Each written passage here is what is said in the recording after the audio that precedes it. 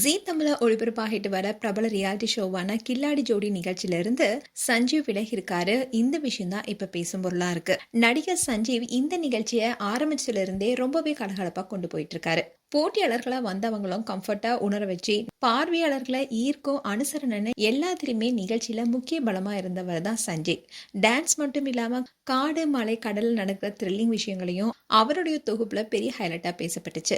கில்லாடி ஜோடி நிகழ்ச்சியோடைய இந்த வார எபிசோடுக்கான ப்ரோமோ அண்ட் சேனல் வெளியிட்ட போட்டோஸ்ல சஞ்சீவுக்கு பதிலாக புதிய தொகுப்பாளர் ஒருத்தவங்க இருப்பதா தெரிஞ்சிருக்கு.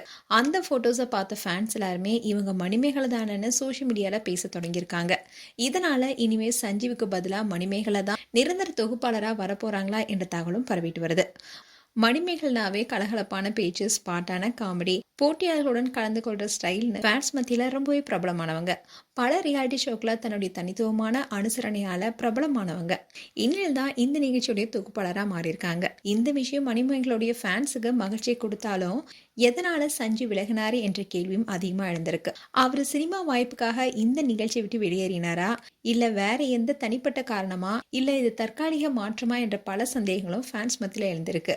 அண்ட் சஞ்சீவ் சின்ன திரையில மட்டும் இல்லாம சினிமாவிலும் நடித்தவர்.